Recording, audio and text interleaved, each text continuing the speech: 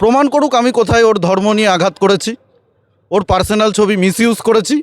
ও এবং দেবাংশু ভট্টাচার্য দুজনেই ওই যে চক্রান্তকারী প্যাটিস বিক্রেতা যে ভেজ প্যাটিস বলে খাওয়াচ্ছিল হিন্দুদের পবিত্র গীতা পাঠের অনুষ্ঠানে, তার বিরুদ্ধে শ্রমিক গোলদাররা প্রতিবাদ করে জেলে গেছিলো, জেলে পাঠানো হয়েছিল তাদেরকে চক্রান্ত করে।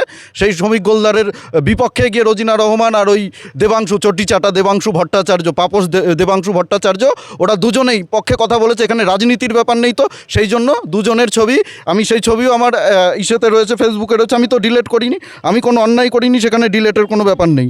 ওরা সমর্থন করেছে, তারা প্যাটিস বিক্রি করছে যুব ভারতীতে।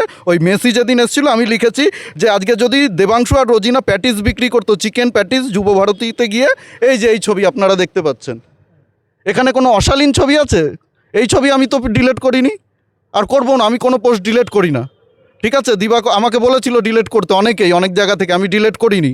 এই ছবি আমি পোস্ট করেছিলাম যে ওরা ওই টিনের বাক্সতে করে নিয়ে চিকেন প্যাটিস বিক্রি করছে এরা দুজন যুব ভারতীতে, এটা আমি পোস্ট করেছিলাম, কোনো অশালীন ছবি পোস্ট করিনি। এই কারণে এবং ওই শ্রমিক গোলদারদের সমর্থন করার কারণে রোজিনা রহমান আমার ধর্ম নিয়ে যে কথা বলেছে, আমাকে গরু খাওয়ানোর, শুয়োরের মাংস খাওয়ানোর কথা বলেছে, আমি তো ওকে চ্যালেঞ্জ করেছি আজকের ভিডিওতে, আসো আইনের পথে লড়াই করো, হাইকোর্ট, সুপ্রিম কোর্ট, যত জুডিশিয়াল সিস্টেমের সবথেকে সর্বোচ্চ জায়গা রয়েছে সেখানে চলো, লড়াই হবে, আইনের পথেই লড়াই হবে। তুমি আইনের পথে আসো, তুমি মুখে শুধু বলছো আইনের পথে লড়বো, কিন্তু তুমি আসছো না, কেন আসছো না?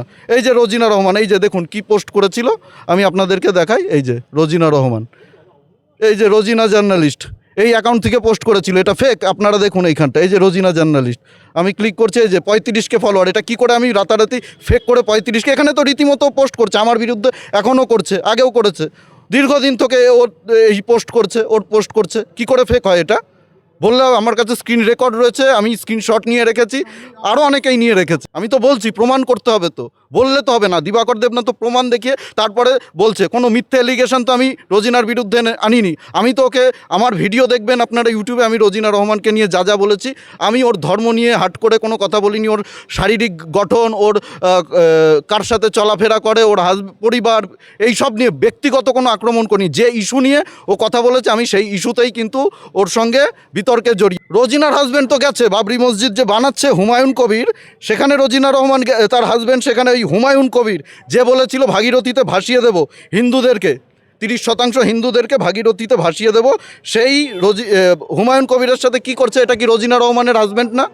এটা তো এআই দিয়ে তৈরি করিনি। রোজিনা রহমানের হাজব্যান্ড কামাল না কুমাল হোসেন, যাই হোক নামটা, আমার উর্দু ভাষার নাম আমার ঠিক মনে থাকে না, ওই ছেলে এই পোস্ট করেছে, এটা ওর হাজব্যান্ড না? অস্বীকার করতে পারবে হুমায়ুন কবিরের সঙ্গে কি করছে?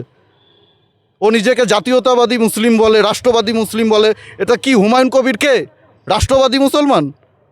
হুমায়ুন কবিরকে আমি বলছি, হুমায়ুন কবির একজন জিহাদি মানসিকতার একজন মৌলবাদী, কোটি কোটি টাকা তুলেছে, হয়তো রোজিনাকেও দিয়েছে, সেই জন্য ওই প্যাটিসালাকে কোথা থেকে টাকা দিয়েছে, প্যাটিসালাকে টাকাও তো দিয়েছে রোজিনা রহমান, সে আমি জানি না, ওর ভিডিওতে বলেছে, আমি অর্থ দিয়ে, ওর ভিডিও রয়েছে তো ইউটিউবে, অনেক লোক দেখেছে, ও অস্বীকার করতে পারবে না। আজকে ভিডিওতেও ও বলেছে প্যাটিসালাকে সমর্থন করেছি, টাকা দিয়েছি, প্যাটিসালাকে ও টাকা পাঠিয়েছে ওর ওয়াইফকে, প্যাটিসালা